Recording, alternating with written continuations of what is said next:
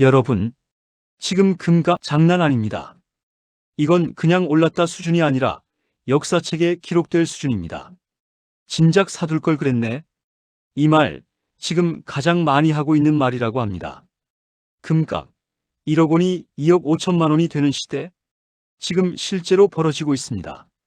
현재 금값은 온스당 4,500달러 돌파, 사상 최고치, 은값도 70달러 돌파, 역사상 최고치.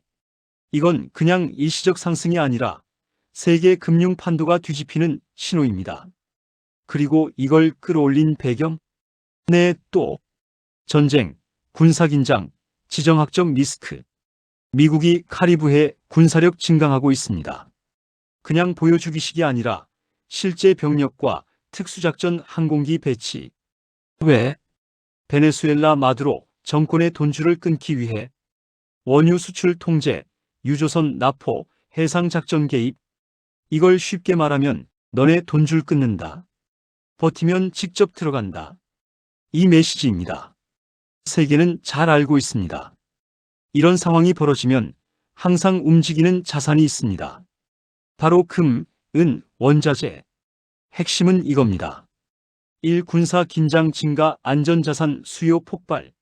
미국과 베네수엘라의 군사 충돌 가능성이 높아지면서 투자자들은 혹시 전쟁이라도 나면 하고 불안해졌습니다.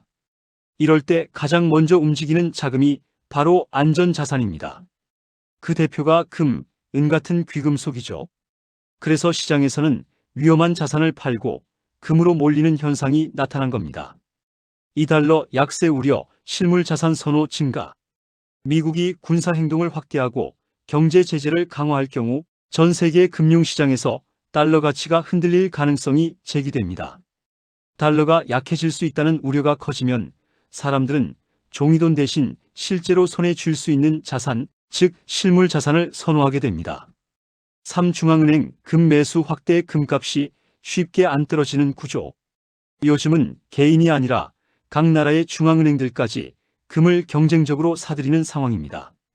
이게 왜 중요하냐면 중앙은행은 규모가 다릅니다. 한 번 매수하면 몇 톤 단위니까요. 이 흐름이 만들어내는 결과는 간단합니다. 금값이 떨어지려고 해도 아래에서 계속 받쳐준다. 즉 하방 지지가 생겨 금값이 쉽게 폭락하지 않는 구조가 됨. 4개인 투자 유입 상승 속도 가속. 실제로 일반 투자자들도 들어오기 시작했는데 이게 마지막 불을 붙이는 역할을 합니다. 가격이 오르니까 호기심으로 들어오고 들어오니까 가격이 더 오르는 가속 상승 구조가 만들어지는 거죠. 오르네, 매수, 더 오르네, 추가 매수, 결과 급등. 특히 중앙은행이 금을 사기 시작했다. 이건 개인 투자자보다 훨씬 무서운 신호입니다. 왜냐하면 국가들은 틀린 선택을 할 자유가 없다. 잘못 사면 나라가 무너집니다. 그런데 지금 전 세계 은행들이 금을 사고 있다. 이건 우연이 아닙니다. 최근 1년간 금과 은의 수익률은 각각 금 70%, 은 150%입니다. 이건 단순히 자산 가격이 오른 정도가 아니라 기회비용이 폭발한 상황이라고 볼 수 있습니다. 즉, 안 사서 잃은 돈이 눈에 보일 정도로 벌어지고 있다는 의미입니다. 예시로 생각해 보겠습니다. 작년에 금에 1억을 투자했다면 지금은 약 1억 7천만 원이 되어 있을 겁니다. 잘 벌었다 정도의 느낌이죠. 그런데 은은 다릅니다.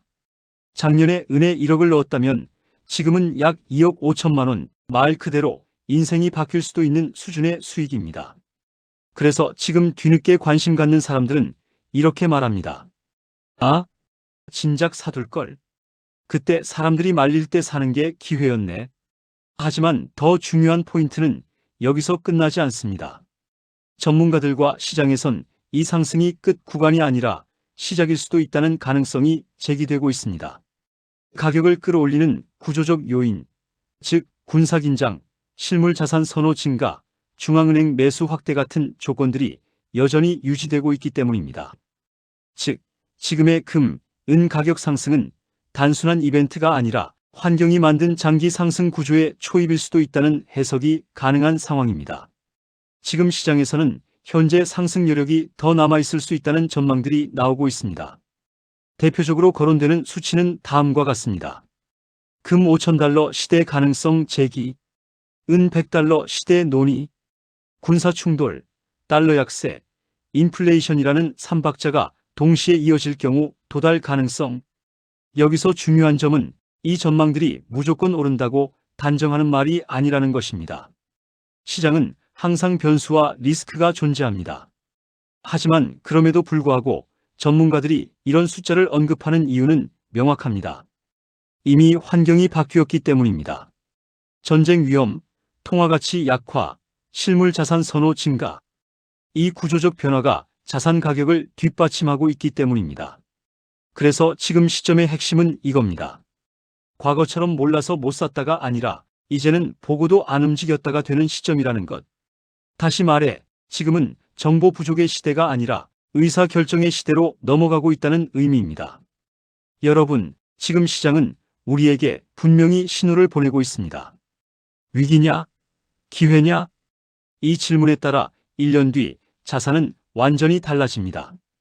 여러분은 어떻게 보시나요? 여러분 의견 댓글로 남겨주세요.